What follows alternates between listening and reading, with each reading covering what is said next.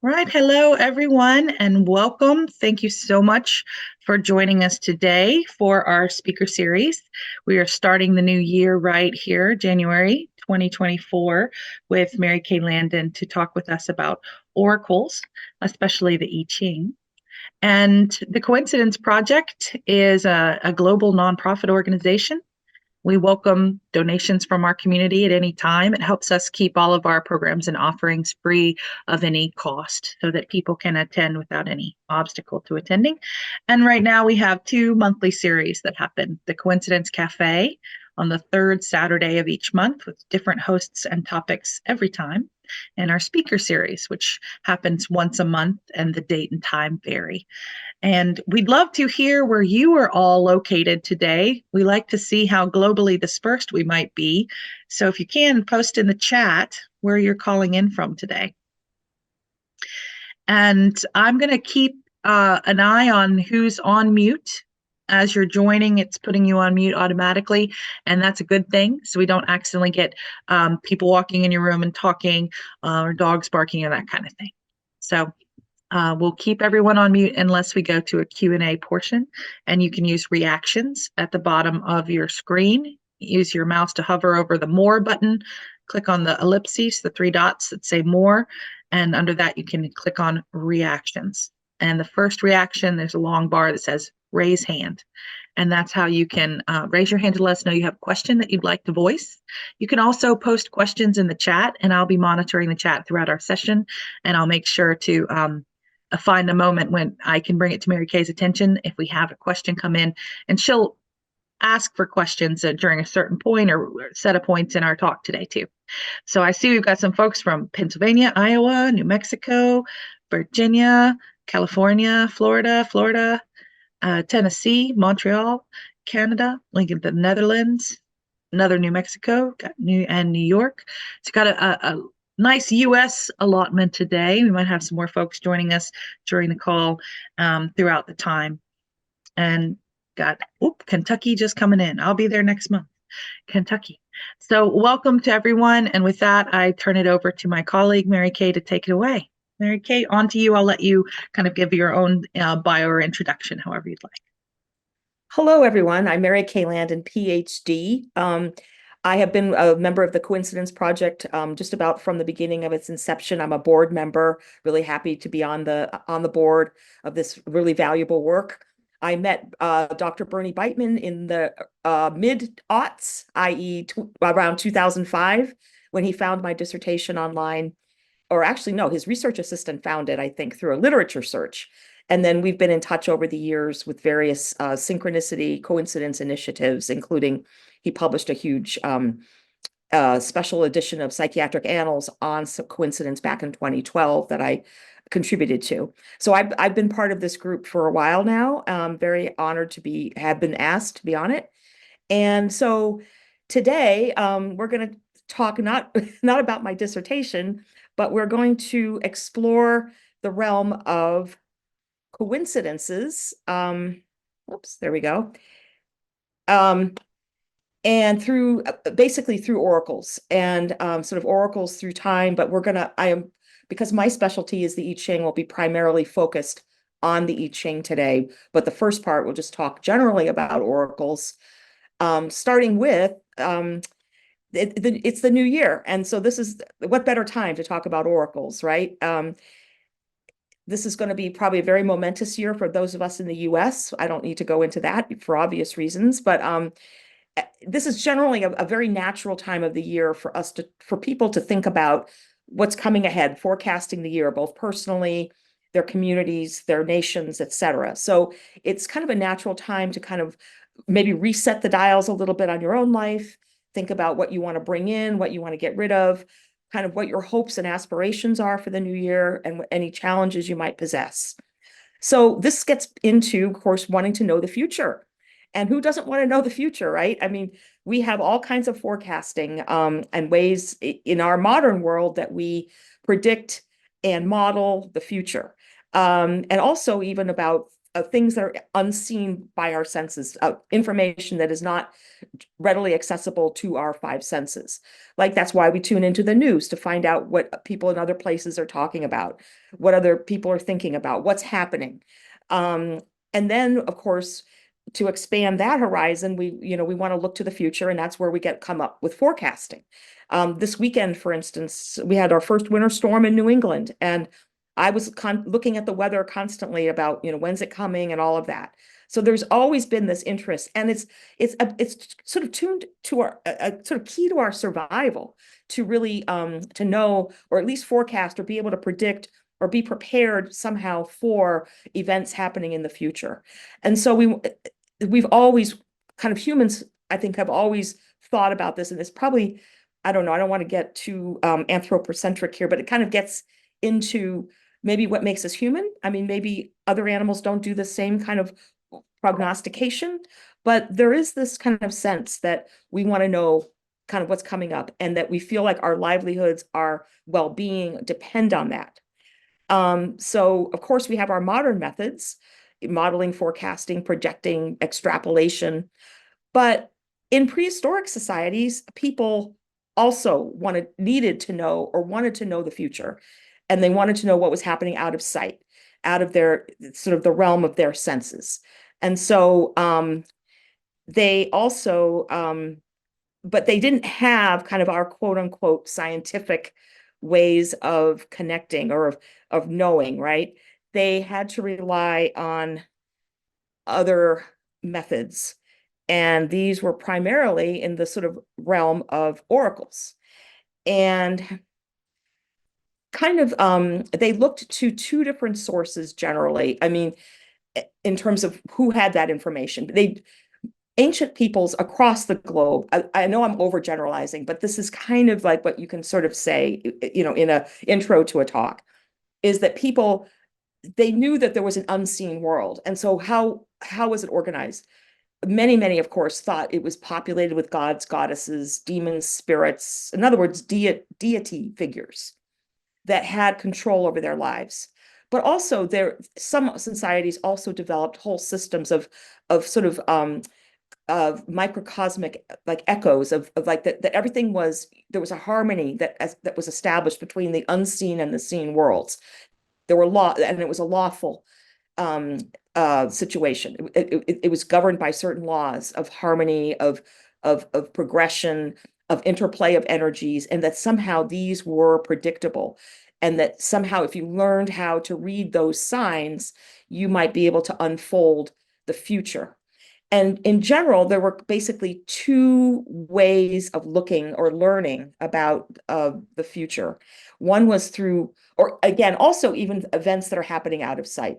One was through given omens, which was the reading of spontaneous occurrences, and the other was through the provoked omens. So we can sort of talk a little bit more about these. Um, Depending on sort of forgiven omens, depending on your culture and belief system, they felt that at least certain anointed people um, could be in communication, say with deities, or knew about this structure of the cosmos enough to be able to read signs in nature, or to read their dreams, or um, to see what was happening with hunches or presentiments that they would have, or visions that they would have, or even like something like happening in their body, or even they could ask a question maybe about what was going to happen, or they would maybe just notice something weird, like big flock of birds. What does that mean?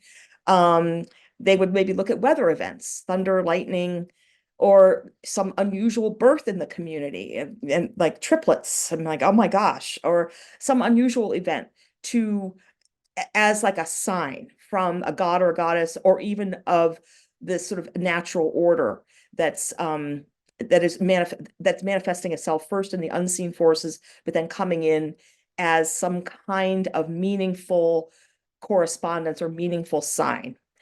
Sometimes they would pray or ask questions, but again, they looked for a spontaneous event.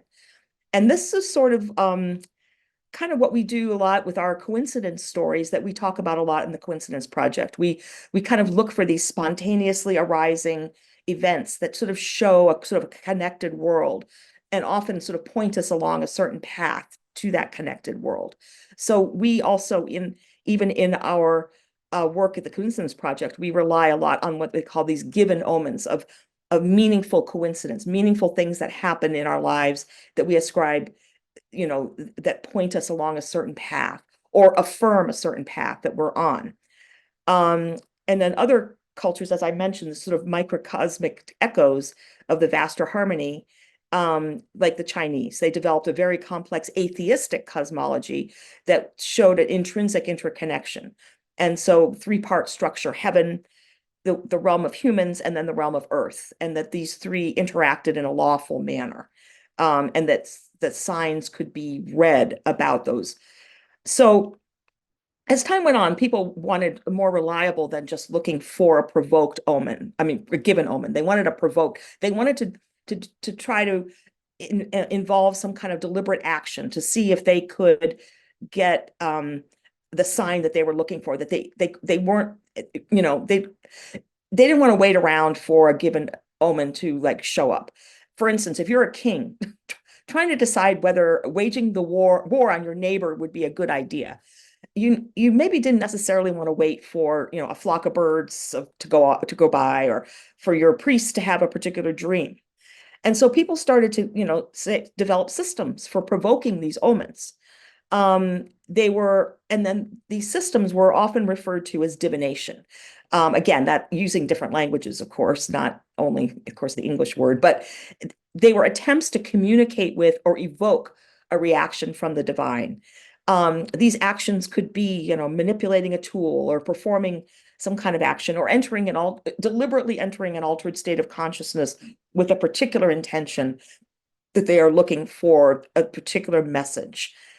These methods, of course, like the tools could be a pendulum, dice, cards, yarrow stalks, coins, opening books at random, which is the modern equivalent of the library angel.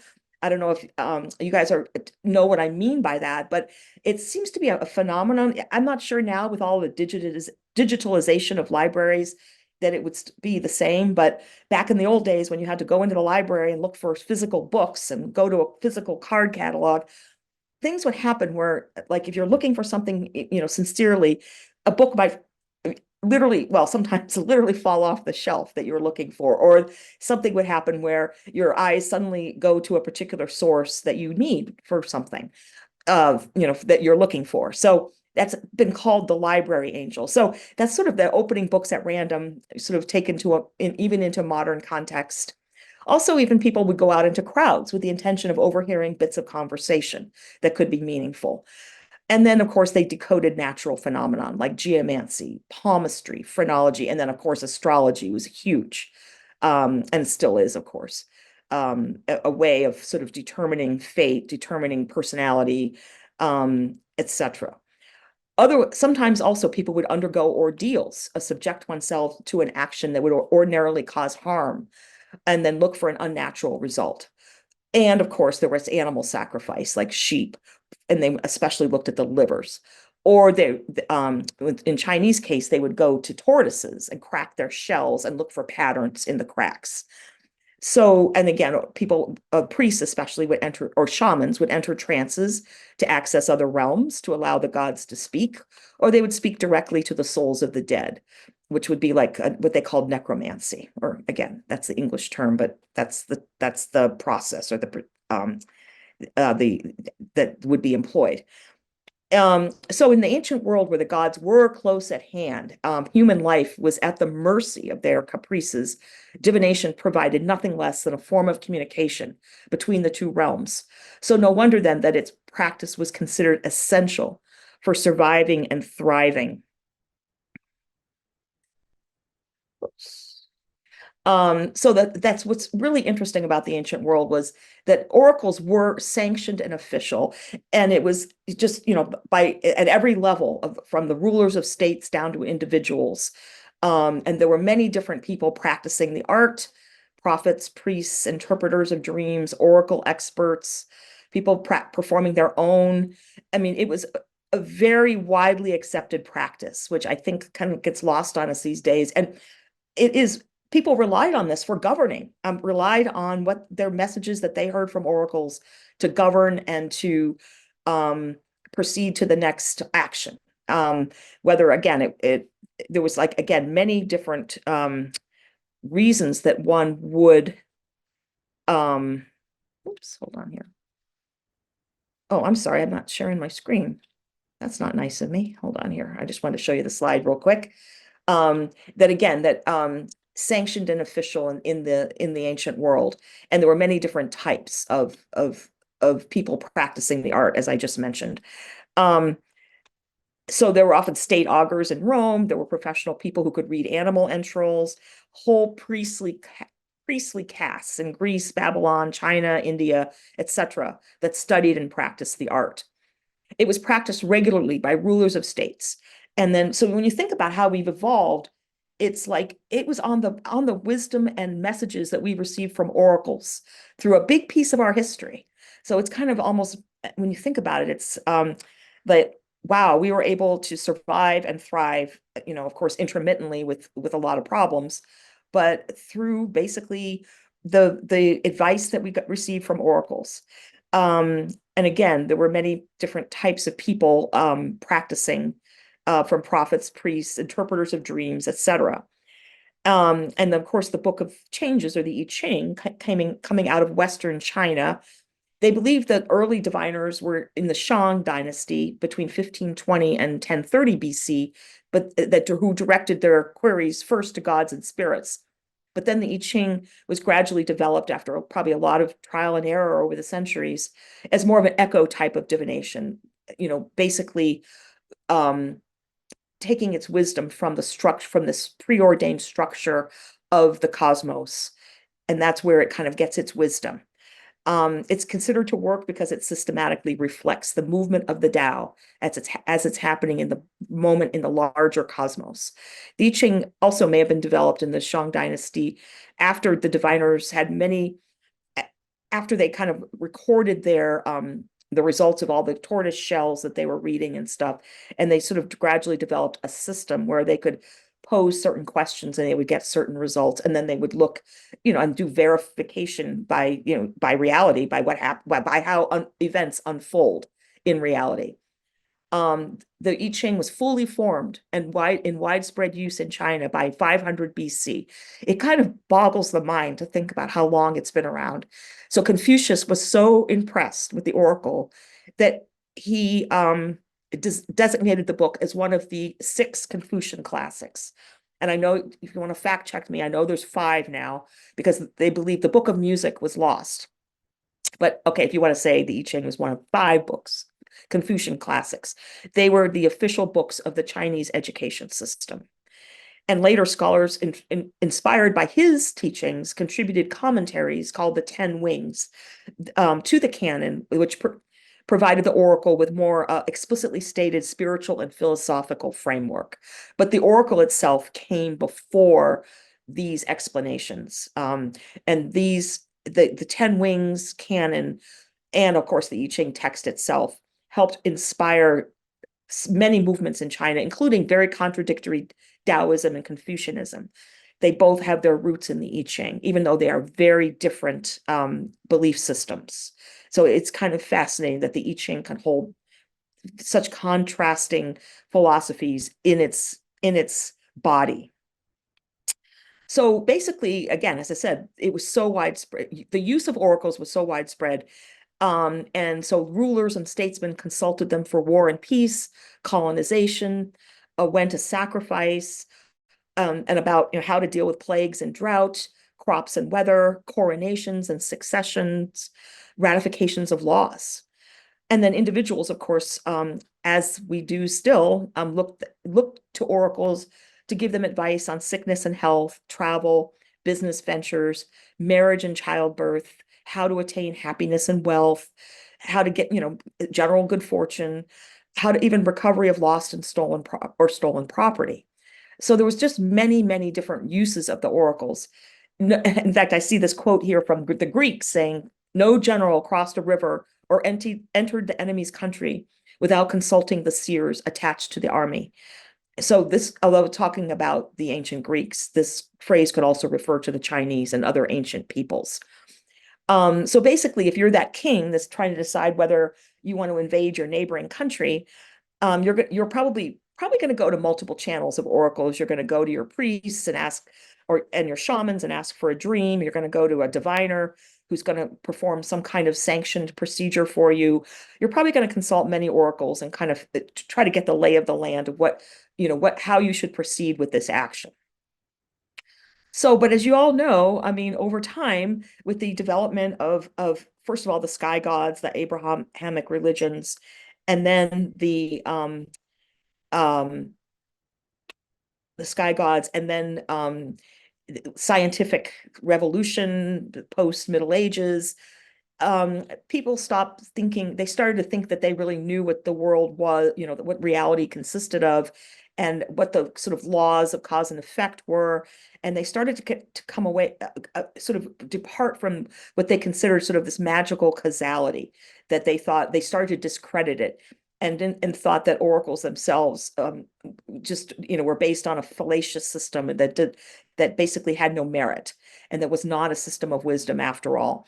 And so people were starting to really move away, even though, of course, certain oracular methods, did survive, but they were not officially sanctioned. They became more were sort of narrowed to the realm of the individual, who would be interested or not in using oracles as at least a partial guide to their actions in life.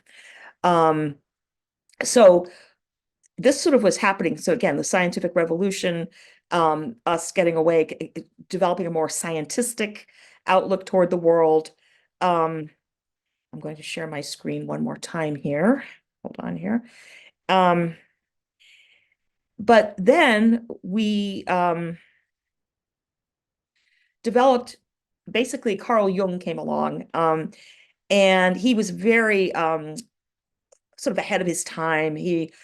Um, he studied, he had such an open mind to, he studied pre-modern cultures, he studied Chinese cultures through his colleague Richard Wilhelm, who was a German sinologist who spent a lot of time in China and did a lot of translating of Chinese texts, including the I Ching.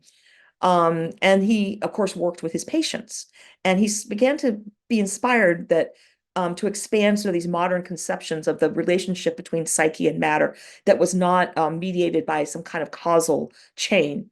And this is when he sort of started to develop his concept of synchronicity through his experience with the I Ching. So he kind of directly um, sort of revived, in terms of its respectability in sort of a broader context. He revived this whole idea that there are meaningful correspondences that sort of exist outside of causality, that do occur between psychic states and physical events. And he was inspired, not because he desired to revive the so-called magical thinking of pre-modern Europe, say, but rather because his experiences with the I Ching and subsequent exposure to ancient Chinese philosophy through Wilhelm led him to consider the problem from a different perspective. Um, I guess he thought also that he was attracted because it had such a well-formulated cosmology, that it lacked the superstitiously inclined pantheons so prevalent in the West, even though he did study those as well and saw certain values in the archetypes of the gods and goddesses of Greece. And so, I mean, it wasn't like he didn't study those, but I think he thought, in terms of formulating a theory, that he was on firmer ground, at least culturally, by sort of bringing in the Chinese thought on this. Um, and then and realizing through his personal use of the I Ching about these surprisingly coherent answers that he would get, for both himself as well as his patients, that he somehow thought that moments in time, he came up with this idea that moments in time carry distinct qualities which somehow accrete to the events taking place in those moments, even though he recognized that this notion had long been discredited in the West. But he saw that, again, the I Ching's uncanny tendency to congruently answer questions. He came to the conclusion that mind matter correspondences hinted at the influence of a phenomenon that had more basis than mere inaccurate perceptions arranged by the unconscious. In other words, um, selective memory, right? It was more than just selective memory of a certain event. Things kind of hung together in time, and they took the qualities of that time. And that's why he thought also that the oracle worked. You consult the oracle in time, and it's going to give you a readout of that moment in time, and that different moments have different qualities. So he was very invested and sort of thought about this a lot, about this idea. And so in 1928, he introduced the synchronicity concept, first at a private seminar for patients, and then for followers, and then later at a memorial address for Wilhelm, which was published in volume 15 of his collected works. I'm going to quote the first use of the term in the essay verbatim, and you'll hear he literally cites the I Ching as the source for his inspiration in formulating the principle. So so I'm quoting now, the science of the I Ching is based not on the causality principle, but on one which hitherto unnamed, because not familiar to us, I have tentatively called the synchronistic principle. My researches into the psychology of unconscious processes long ago compelled me to look around for another principle of explanation, since the causality principle seemed to me insufficient to explain certain remarkable manifestations of the unconscious.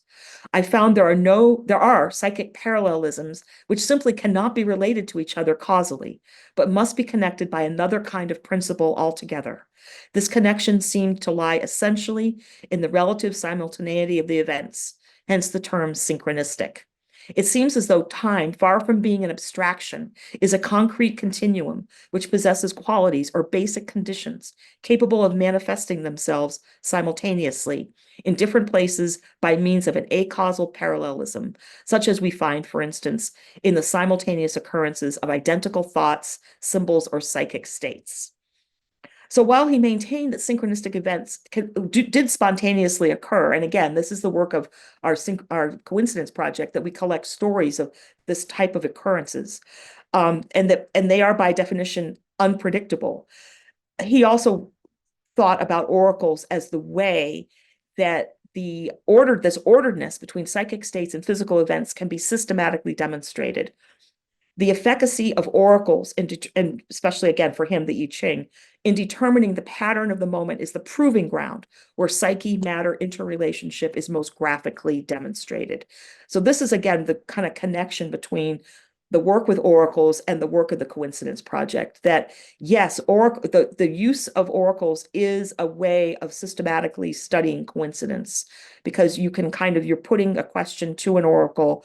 So you have the thought, that's that's your psychic state, the thought, the question, and then you're manipulating an oracle. And in some cases, you could say you're going to do a tarot reading or a runes reading, or you're going to cast the I Ching, and it's going to graphically show you kind of this connection between um, the operation of to access the reading of the oracle and your thought process.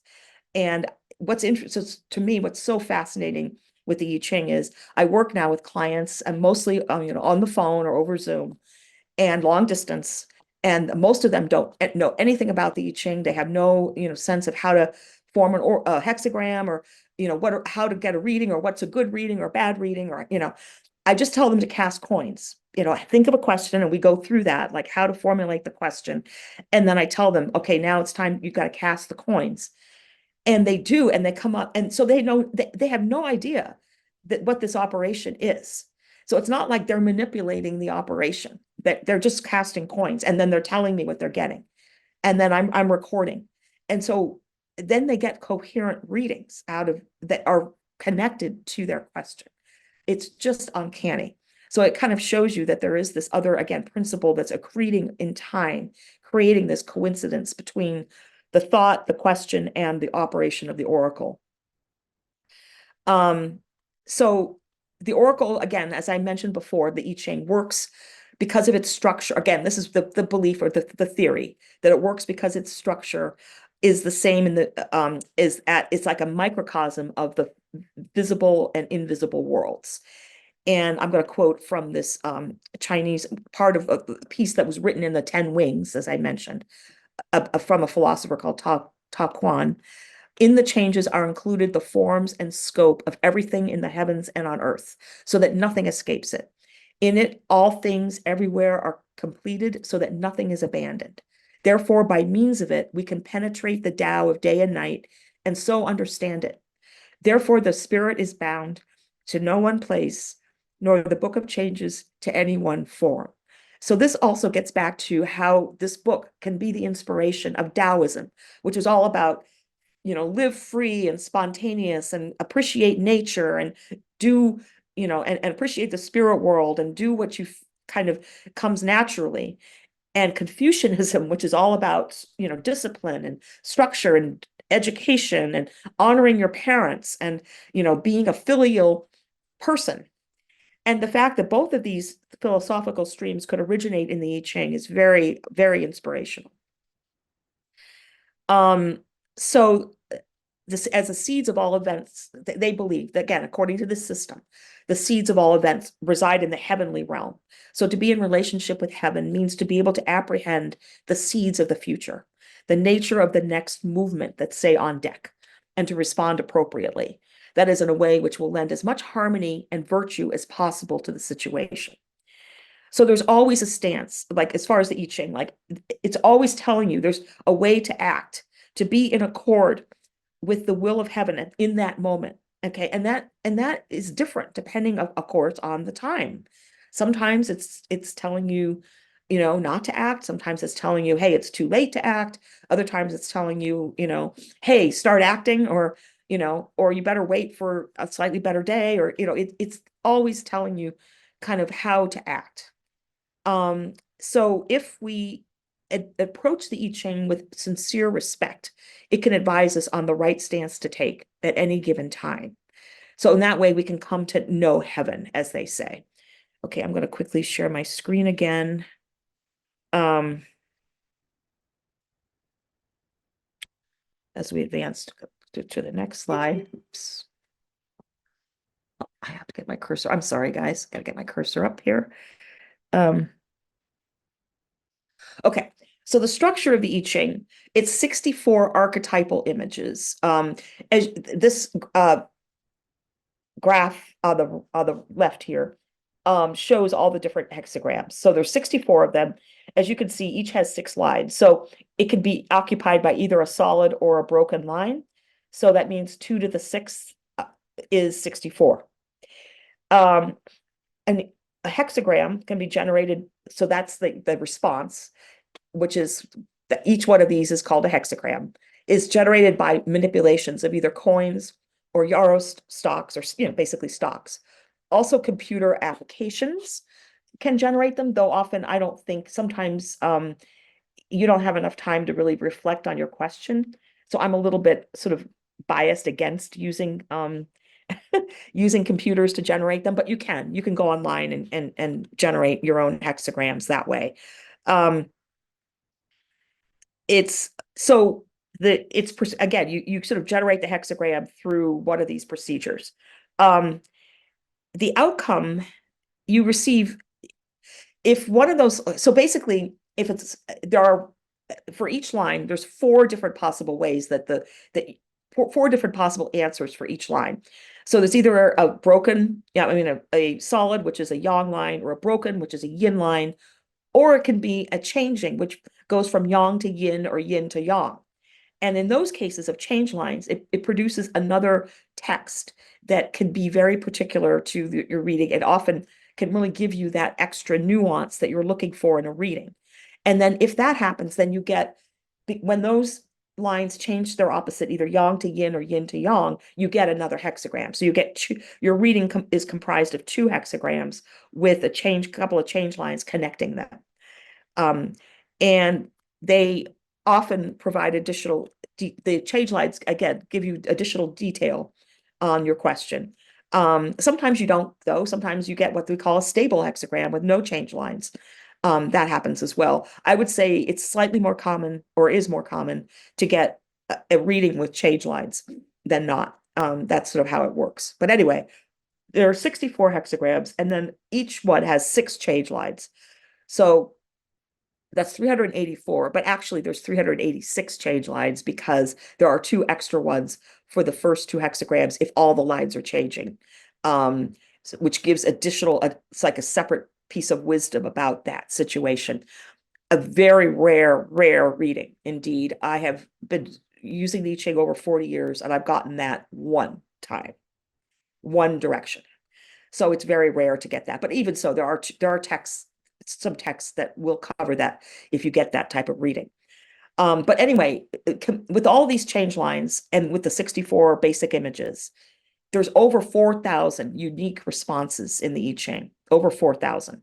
And they say that it represents like every situation that humans can encounter is represented in the I Ching. Okay, I'm going to try to share my screen again, hopefully more, whoops. Um, okay, just quickly,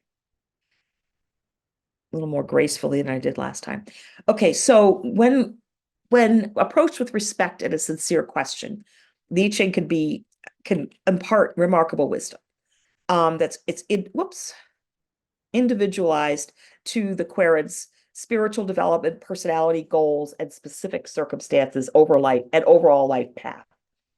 Um, and it could talk about the suitability or ethics of an intended action, probability that that action will occur, the right timing, the energy prevailing in the situation. It can give you all kinds of things like that. So it basically could give you different guidance about your spiritual development. Okay, so it is individualized to your spiritual development, your personality, your goals, also the relationship that you have with the I Ching. I was just telling Juliet before the call today that sometimes it can if it knows you well enough, it's going to sort of say it might give you advice a little bit counter to what might even happen because it wants you to react a certain way, and to so it's going to like compensate. Like it might, if you're really facing, say, a situation of misfortune, and and and you might be get really overwhelmed by it, the I Ching might actually sort of give you something a little more positive to sort of bolster you so that you can go into the situation and be have your resources available and not be swamped by doubt and anxiety and things like that. So it sometimes really helps. Other times it can be judgmental. Like one time I was trying to decide whether I I was thinking I was going to submit an article to Parabola Journal, which I'm sure some of you have heard of it. It's a pretty well-known journal. It's been published for years. And I had a paper that I thought was going to be great for the topic so each journal has a topic. And this particular topic was marriage. And I thought I had written a paper about Haitian voodoo and the practice of marrying spirits in Haitian voodoo. And I thought, oh, this will be a great topic for this journal. It's kind of a different take on marriage. And so I asked the I Ching about it, and I got this weird reading, like flash in the pan, and then sort of leading to, kind of a negative result. And I'm like, oh, okay, well, I guess I'll submit anyway. But it looks like maybe I'll get a little bit of interest in the article, but not much. They'll just look at it and maybe ask me a couple questions, but it's not going to lead to anything. So I submit the article, and then I'm getting this thing back from them, like I'm getting like an agreement to sign, and I'm like, what? I guess it's been accepted.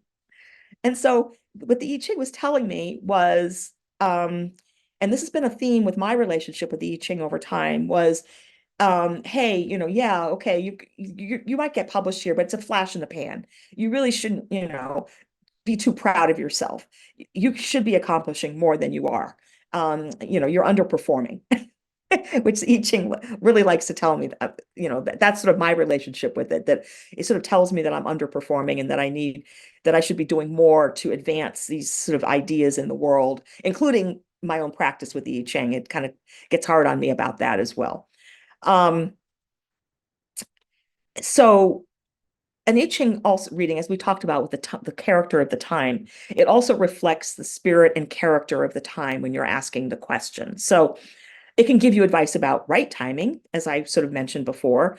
It could tell you this is not the right time. Maybe you're not ready. External conditions are not yet aligned to support your move. Maybe others would interfere. So it can also, again, see what's out of sight to you. It can sort of see what the whole situation is. Maybe forces that are not yet apparent will not support the action. So they might advise you to wait and then maybe ask again. Um, and I got a real good lesson about timing once with years ago. I was working with a stockbroker and he was trying to get me to buy a particular stock. And I was kind of, nervous because it was a little bit risky. And of course, I, don't have a lot of money. And so I really didn't want to lose my money. So I threw the I Ching, and the I Ching said, no, do not invest. Terrible idea. And I'm like, okay. So I actually told the stockbroker, I said, I threw the I Ching and it said that it was a terrible idea. So I'm not going to, I'm not going to invest. And he was like, okay. So then years later, I'm talking to another stockbroker who happens to be a friend of mine, who's now a stockbroker and my financial advisor, actually. And she's very skeptical of all of this. And I told her, I said, yeah, I threw the I Ching about this particular stock and it came out bad, and so I didn't buy it. Sorry. I'm screwing this story up. Later, after I didn't buy the stock, soon thereafter, the stock went down in price. And the company had some problem and it bottomed out. And my stockbroker said to me, that's great that you didn't invest, and what is this I Ching anyway? And it's a great tool and blah, blah, right? So, okay, so I felt really good. Wow, the I Ching saved me from this bad investment. So then years later, I'm talking to my friend who's the skeptical one, saying to her, hey, the I Ching saved me from this bad investment, and it's great. And so she looks up, she goes, hey, that stock is doing really well now. So, you just, um, so she kind of, her point being that maybe I should have invested and, waited it out. But that's the thing about the I Ching. It's not a forever, it's the book of changes. And it's I Ching literally means change book of changes. So it literally is timing based. So when you do a reading, you can't just count on that forever. It's gonna expire. I mean, changes circumstances are going to change over time. So you can't just look at that as the forever reading on a topic.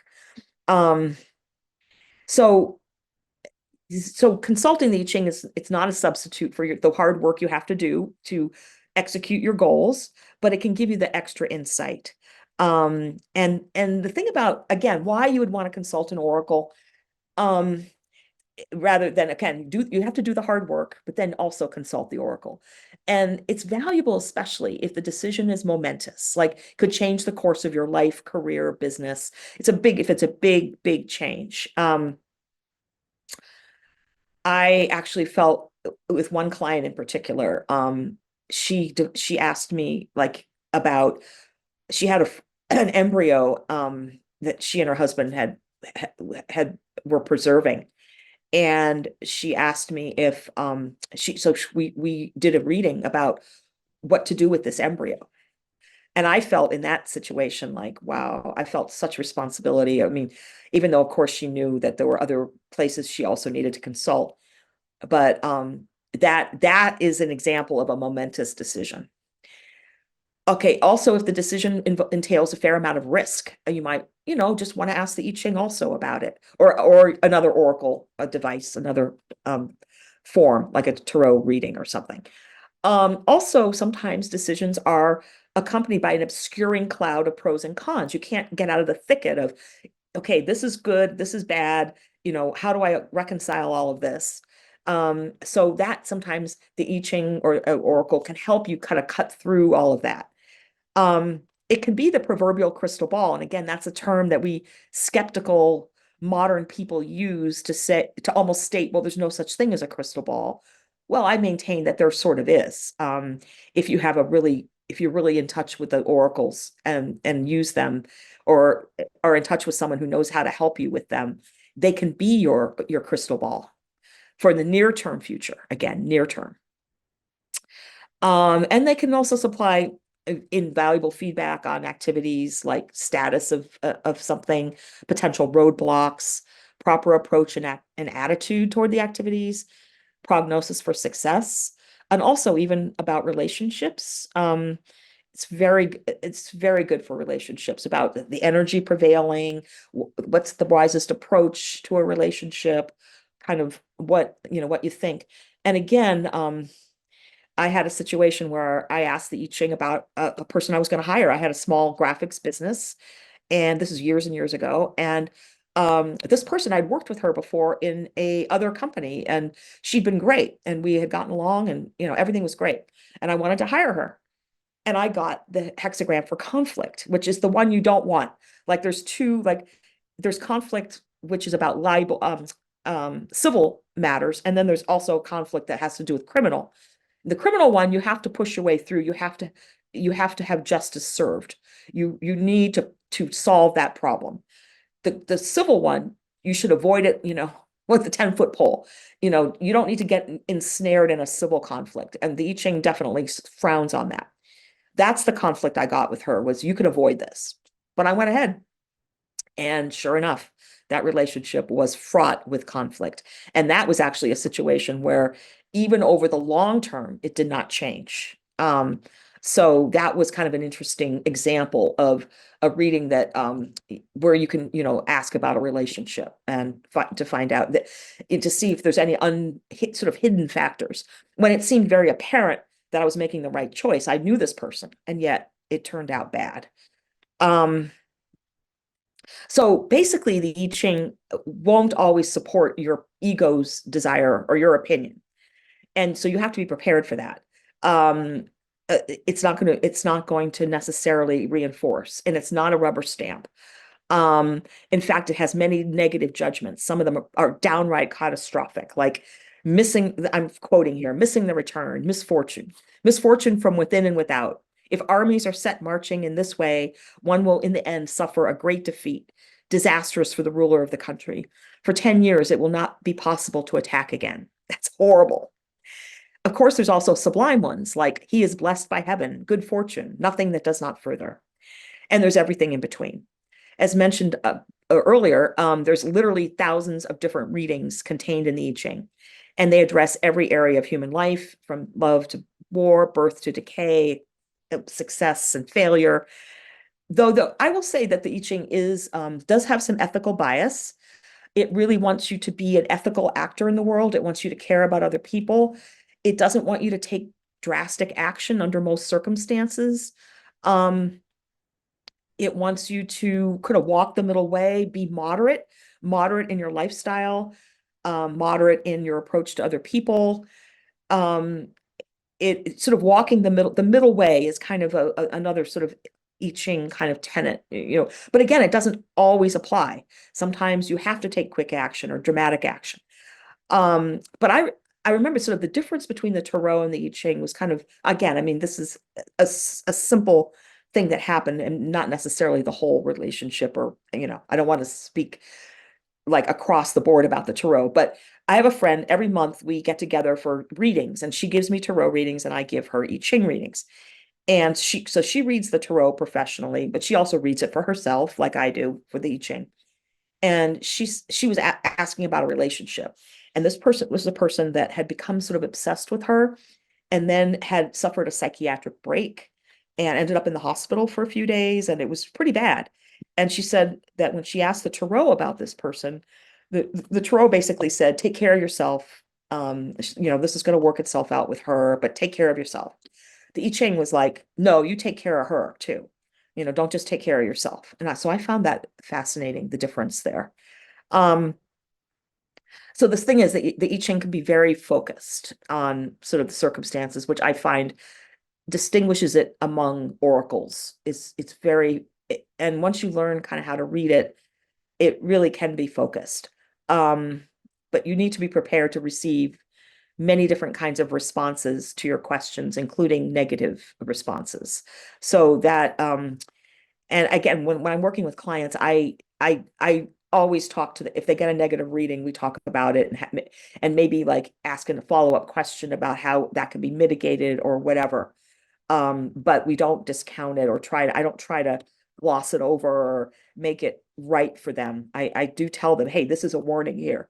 This is not good. We need to look at why you got this reading and kind of what can we do to correct it. So I'm going to share my screen just for another title slide here. Hopefully I'm getting the hang of this as we go along. Um, okay, so in terms of like sort of general guidance about attaining meaningful answers, I something about ask the question that's really on your mind. Seek clarification if necessary. Um, present options. So really ask the question that's on your mind, and I could talk a little bit more about that. Don't ask trivial or repeat questions or those involving long time frames, as we've discussed, or even yes, no. Try to frame this a little bit more about energy or approach than just a yes. So sometimes I know people do need an answer to a yes, no, but don't just frame a question that way. And if you don't want to know the answer, don't ask. Um, I've had that situation kind of come up with people where they don't really want to know. So again, sort of diving into this in a little bit more detail. Um, don't ask the trivial question. Don't ask a repeat question, thinking you might get a better response. Actually, the I Ching is a little bit spooky when it comes to that. There's even a judgment. There's even text in the I Ching that talks about the situation where someone is asking the same question again. And it actually says, it is not I who seek the young fool, it's the young fool who seeks me. At the first oracle, I inform him. If he asks two or more times, it's an importunity. So it's pretty direct there. Um, but you could ask for clarification, as I mentioned. If you especially get a negative reading, kind of want to know, kind of try to unpack it a little. Some of my most meaningful readings have turned into conversations with the I Ching where I'll get a reading and then I'll ask another question. And that's when you start to really get this sense that you are sitting with a sentient Chinese sage who is giving you personalized responses to your answers. It's very, very interesting that way. And I have found again with my different readings I've done for people as well as myself that the I Ching will it's not it'll give you different types of responses depending on how it perceives that person's spiritual development and how they are in the world. And so for instance, I had one client who was the head of of an ashram. I kept telling him, the I Ching is being really gentle with you because it saw, what he does for the community, what his progression spiritually had been over time, how much, he spends a lot of time meditating, and it really was giving him kind of credit for all the work, the spiritual work he had done, what he had done for the community, and sort of gave him some slack there. Whereas with another person that I read with, again, the same person that I'm referring to, that with the relationship, she just gets terrible readings all the time, or she gets ones that are sometimes don't make much sense, often because she insists on writing her own questions, and she's always getting something, not always, but a lot of the time, kind of negative responses or a little abstract, so they're hard to read and things like that. So there is that. And then there's also the situation where if somebody asks, sometimes a querent or person, my client, who's asking the I Ching and I'm helping them, they might hide from me certain things about like what the situation is, right? And so, like in one case, I remember a friend, it was a friend asking me about her house, like she was going to sell her house. And she wanted to know kind of how that was going to go, or, what the wisest approach or whatever. She had a question about the house.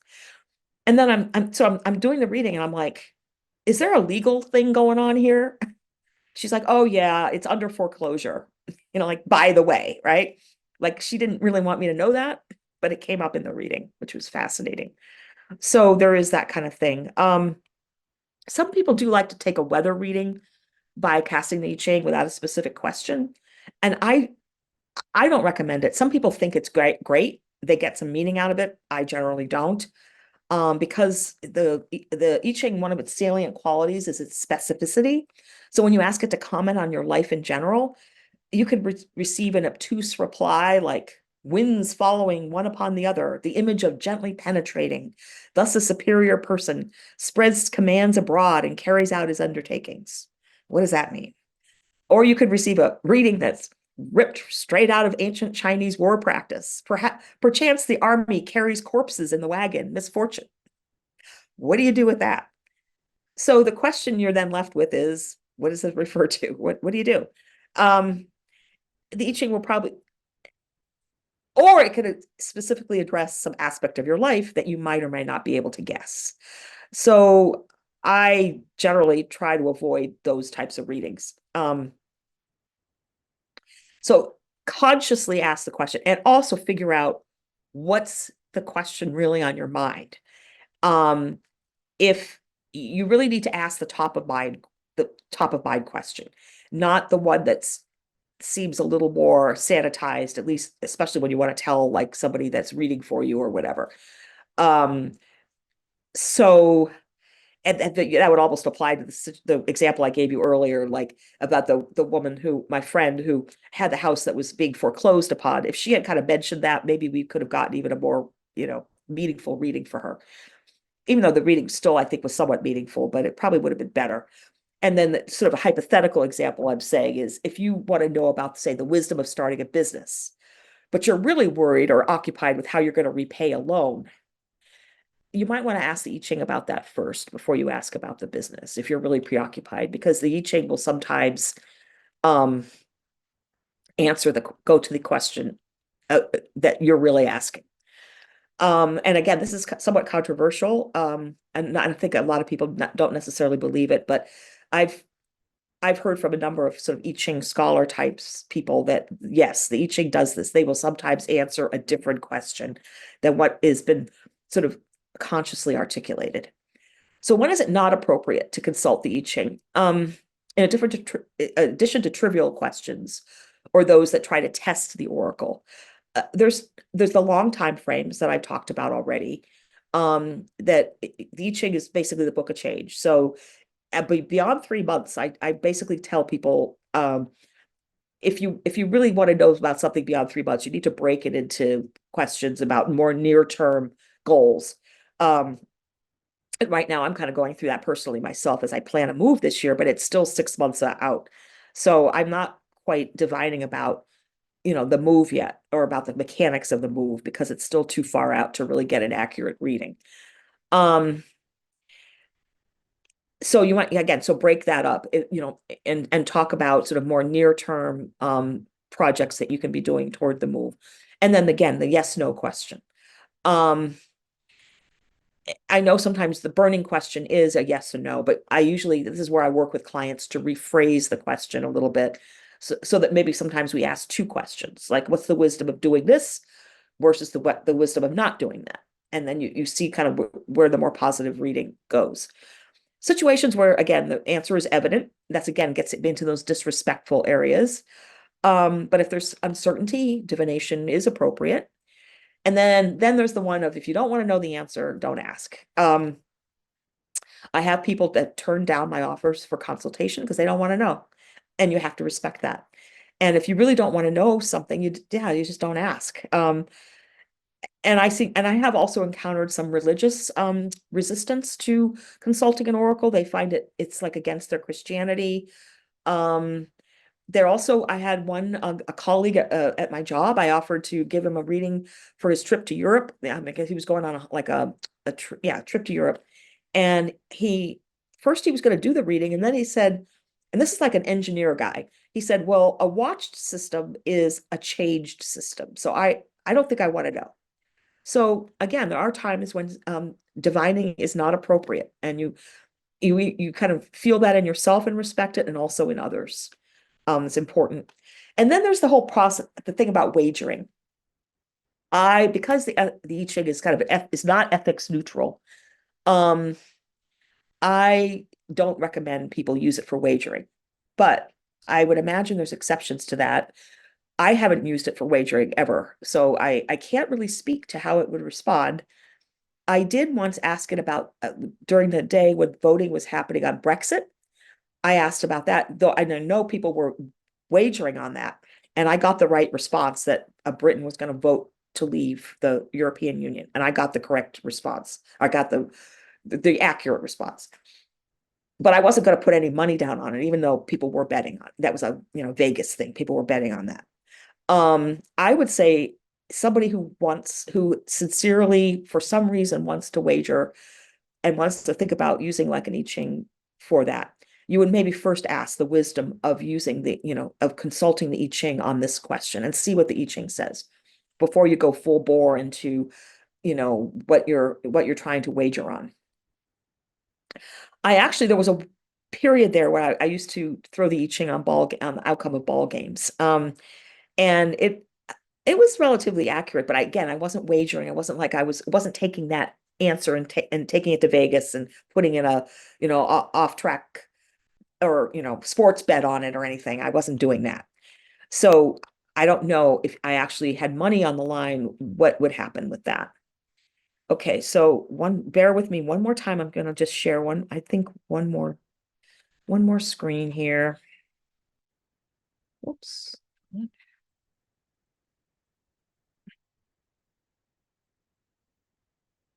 The challenges of consulting the I Ching. So yes, there's a reason why the I Ching has not become popular in the US as other forms of divinatory systems. It's difficult to interpret.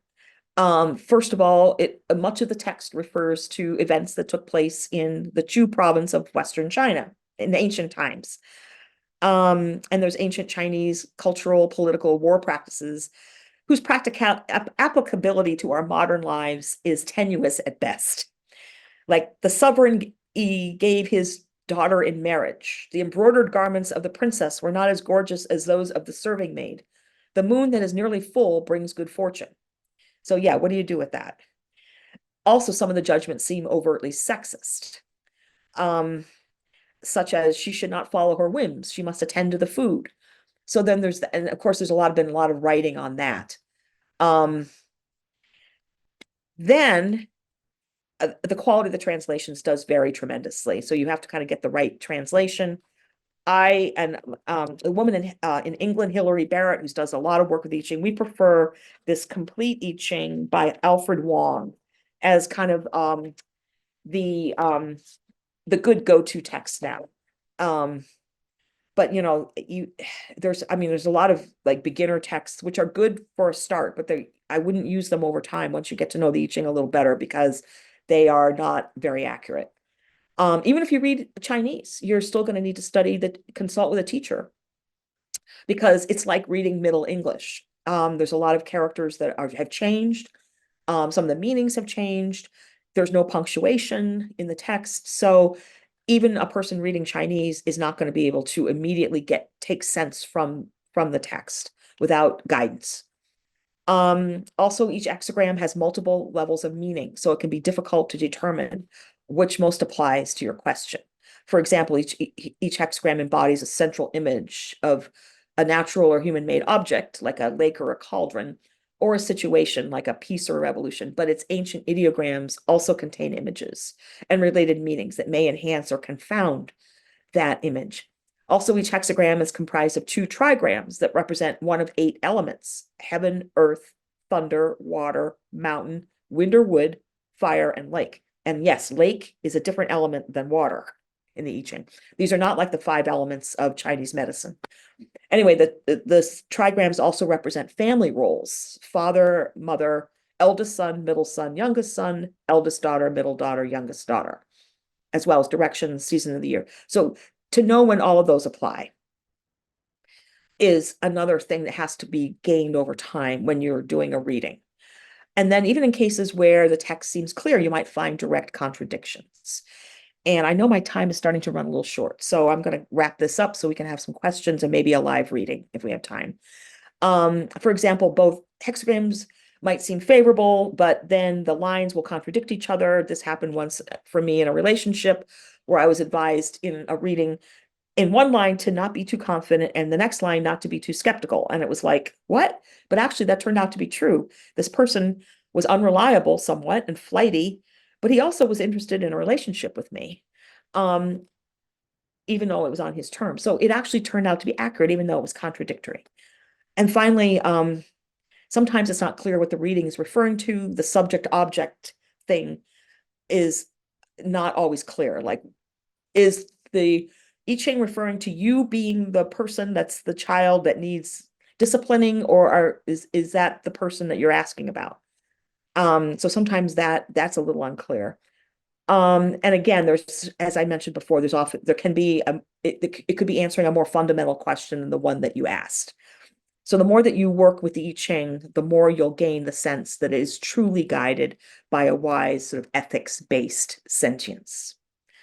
So I think I'm going to pause right there, and encourage anyone to who has questions to ask them. I guess, Juliet, I think we have a few minutes for that, and then maybe do a reading.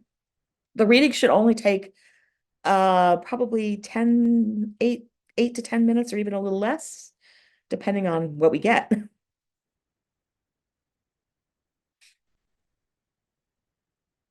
Yeah, I guess the only question that really was posed in the chat so far is why exactly do we have 64? Why was that where they stopped? I mean, it's because there's two line readings and there's 6 lines. That gives us the number 64. But why was it not 5 lines or 7 lines being read? Or, Well, again, okay, so they looked at the three-part structure of the universe, right? Heaven, humans, earth.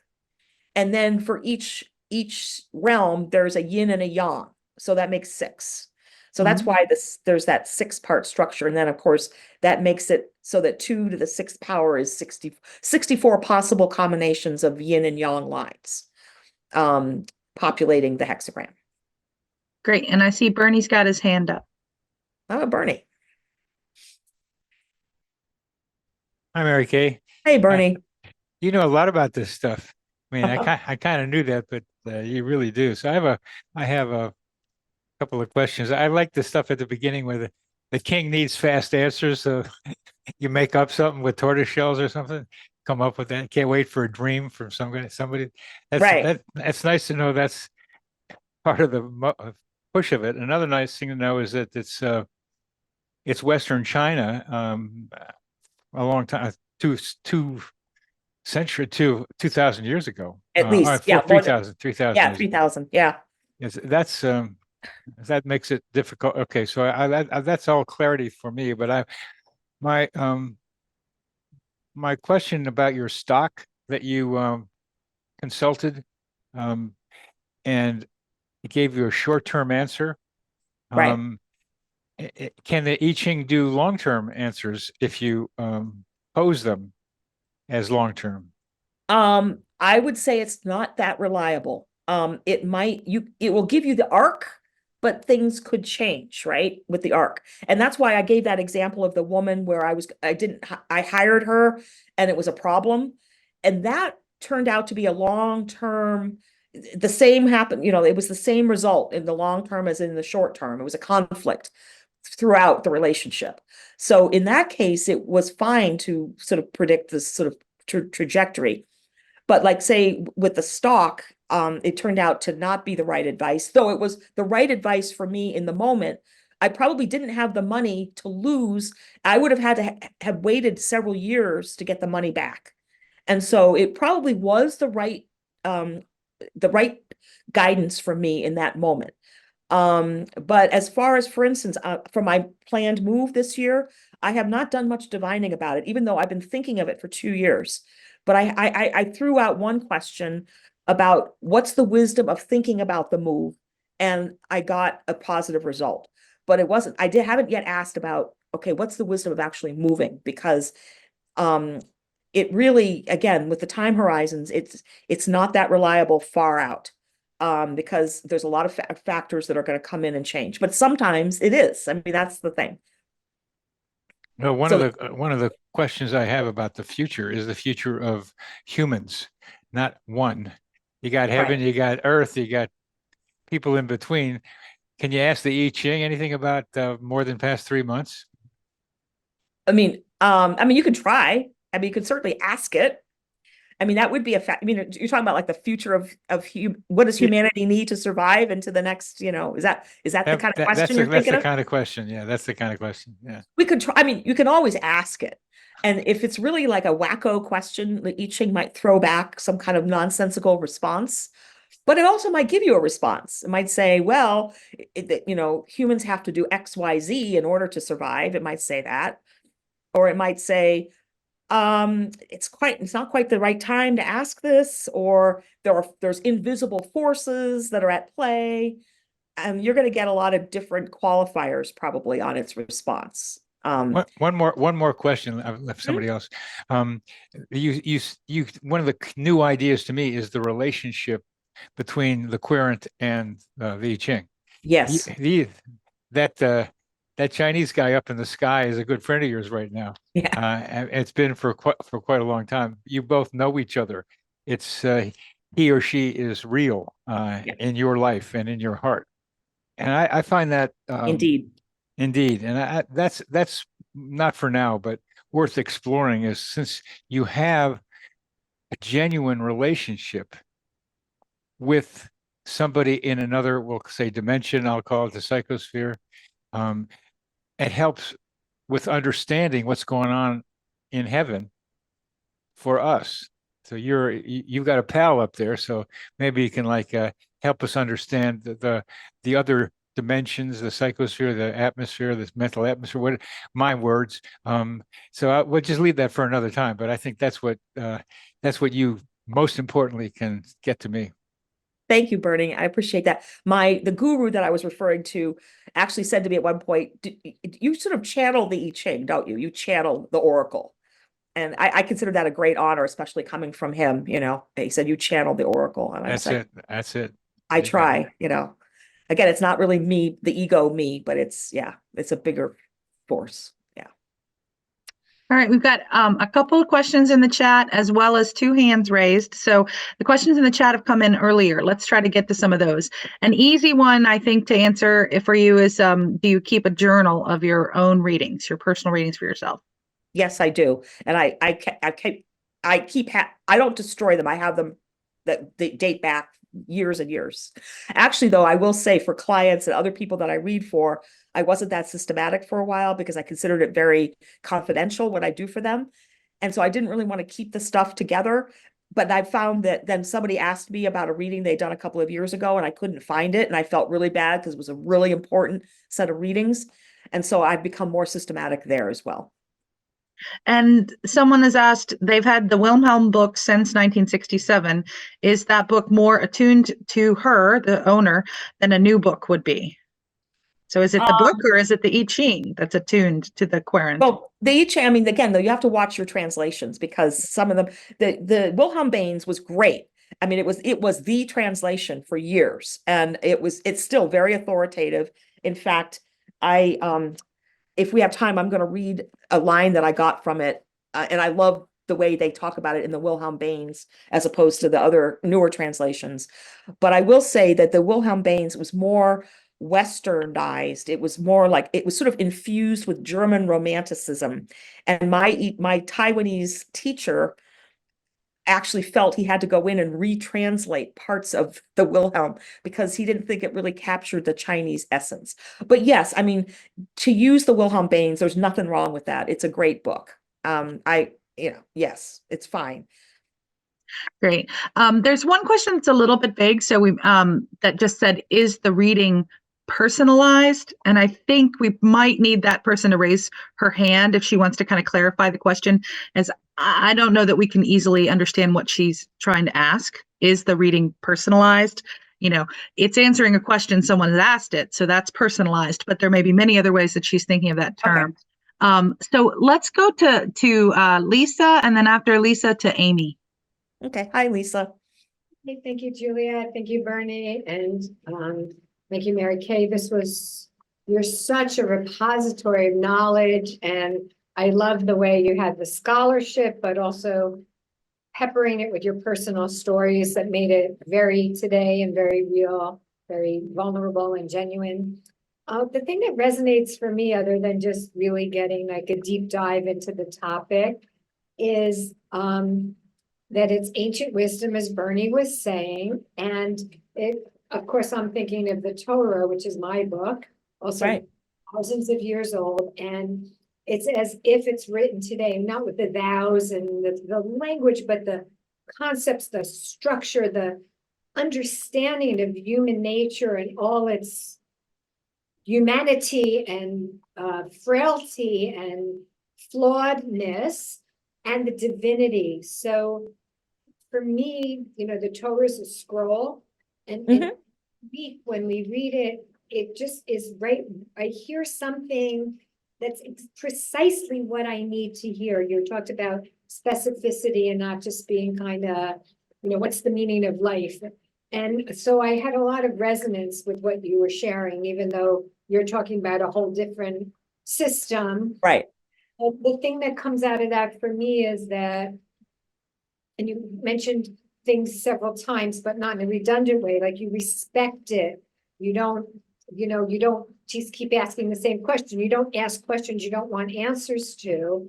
And I think that what I got from that, like synchronistically, is that if there's the divine spark in each one of us, and these are divine knowledge gifts that have been handed down and I believe come from a divine source, with the hand of someone like yourself that's channeling it or actually physically writing it, but that there's that moment or that spaciousness inside of us to allow for the answer to appear.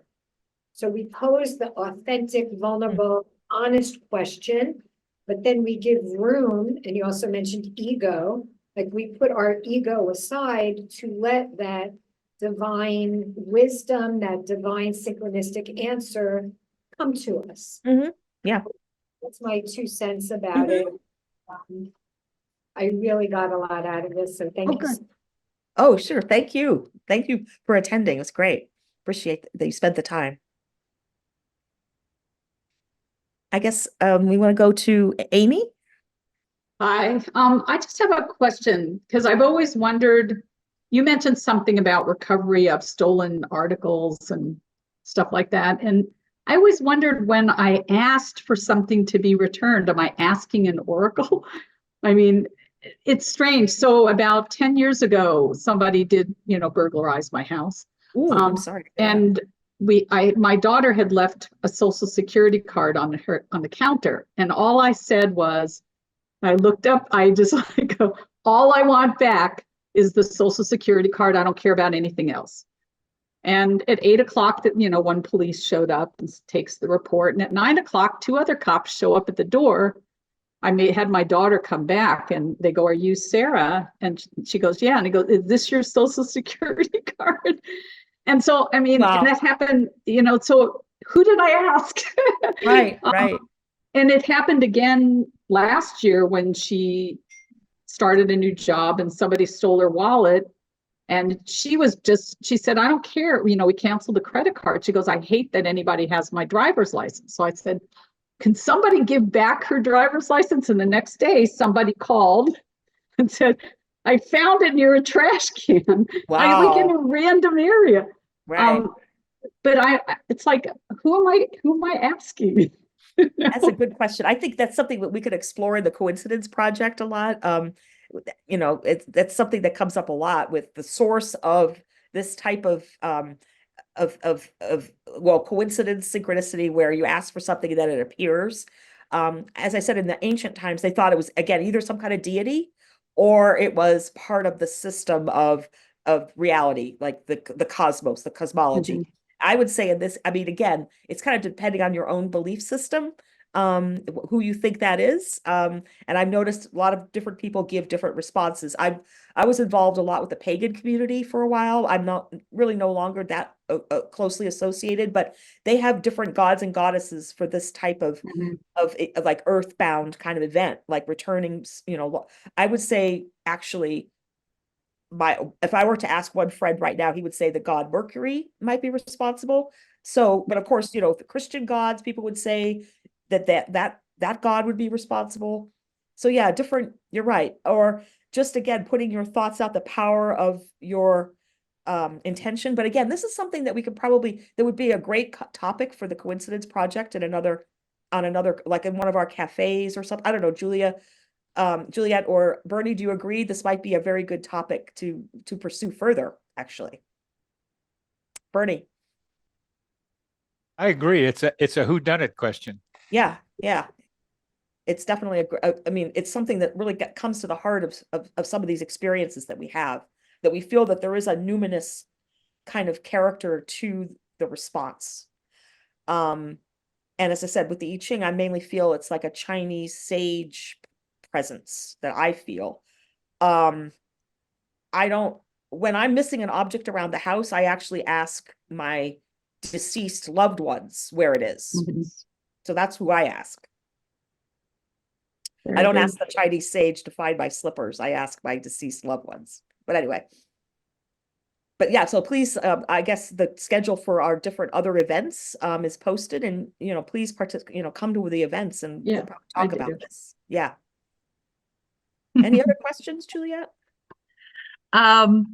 More a few comments. So the personalized reading, they were actually wanting to do one with you, Okay. and I said people can contact you through your business a decision point I Ching.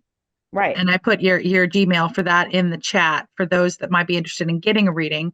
And Bernie had said the Ten Wings is a commentary on the I Ching, as in the Talmud has is the commentary on the Torah. So there's a parallel there. Oh, good. Thanks, Barry, for contributing that. Yeah.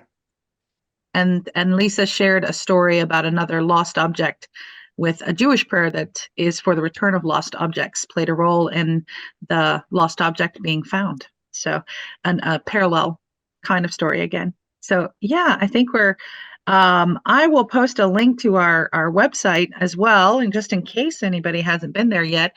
And you can share your own stories there. We have a story forum. So if there is a story that you've heard and been reflecting upon of your own coincidence experiences, we welcome those on the website.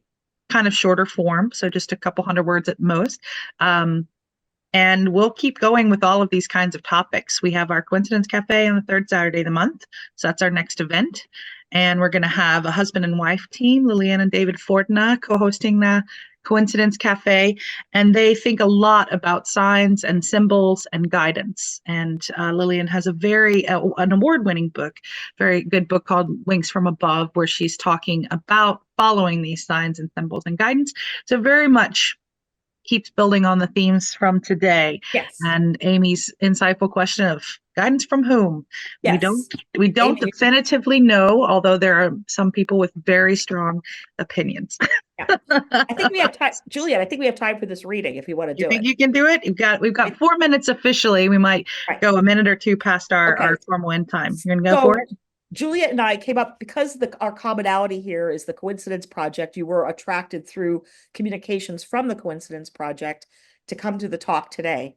We decided, Juliet, actually, I have to credit Juliet with this question, but what is the wisest approach to strengthening the Coincidence Project community in 2024? That's our question. Because it sort of binds us together in this audience today. This is what we have in common, is that we came through the Coincidence Project. So I'm going to quickly divine on this. I'm going to use the coin method.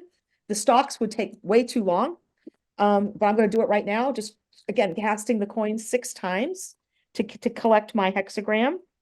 And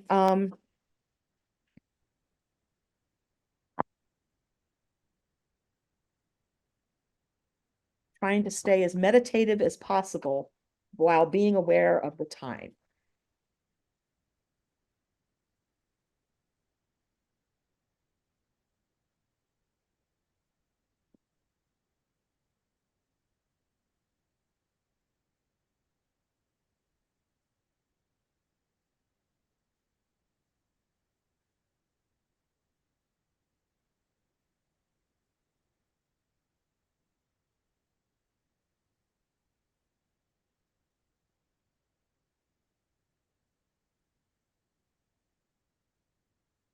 So interesting.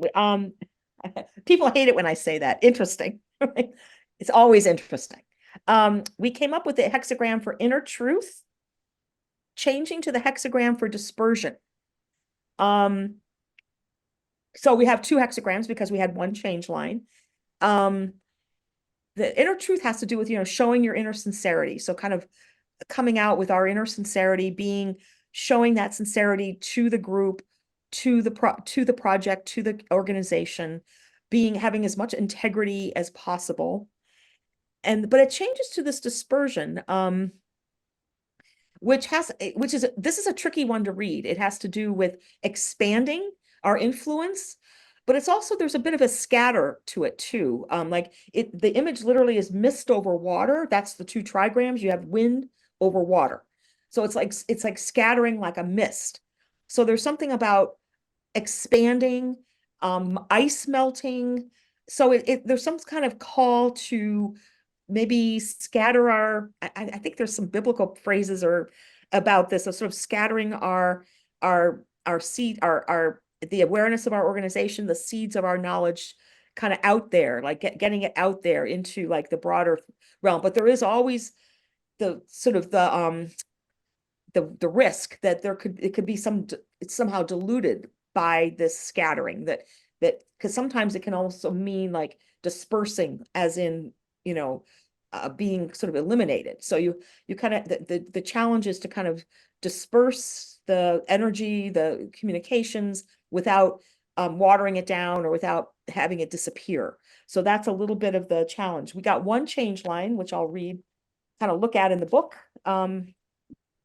It's in the first place, which is usually the fundamental beginnings of things.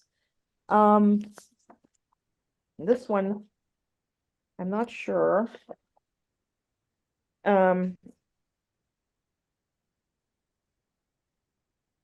So we have to be aware of timing. Oops, I'm sorry, I got the wrong one. I'll say that doesn't make sense. With ease and confidence, good fortune, seeking something else, no peace. So we have to be careful that we have, again, sincerity and trustworthiness, that we are sincere and trustworthy, but we have to sort of, I guess, keep our motives pretty pure. And because there could be if there's some negative social influences kind of come into the situation, that could be a problem. But it's kind of right at the beginning here. Like, it's not saying that it's a problem, but it's just saying there's a possibility that we're going to have to sort of keep the intention pure of why, what our mission is, what our purpose is, and sort of keep that pretty pure and let it kind of evolve that way, and it'll be fine. But if there's a tendency to, I don't know, bow to a little pressure, or to let other sort of influences come in that are not pure, that maybe people are in it for their own aggrandizement, or I don't know, you guys who are closer to the leadership might know a little more of what I'm talking about here, but there is a little bit of a warning, but it's pretty mild. And then, as I said, it goes to this dispersion, which kind of, to me, I think it has to do with getting the message out. But again, there is a warning there that the message could get diluted, in like a broader context. So we have to be careful for that it doesn't disperse to the point where we lose our identity, that we're not trying to be all things to all people, I guess is one quick way of saying it. That we kind of keep our identity even while trying to grow the organization. Does that make sense in just a broad sort of, in a kind of capsule form there for the group? Okay, so I have another 2 seconds, and I want to conclude with, I asked the I Ching a few days ago about this session today and sort of how I should conduct myself. And I got a line, and I said, I'm going to read it out of the Wilhelm Baines because it's the most beautiful translation. And I'm probably going to start crying, so then we can sort of end the call there. Right? But anyway, it's just gorgeous. A crane calling in the shade. Its young answers it. I have a good goblet. I will share it with you. You did it. You shared it with us. Thank you. So that's it. That's about all I have to say. Thank you all for coming. I'll let Juliet wrap it up, but I'll thank you all for coming. I really appreciate you spending the time today. Yeah, thank you so much. That's a beautiful line. And may our goblets continue to be good, and may they be shared with one another and those beyond this call. So I hope that we will see you again at future gatherings. Please stay a part of our growing community, and we're grateful for all of you.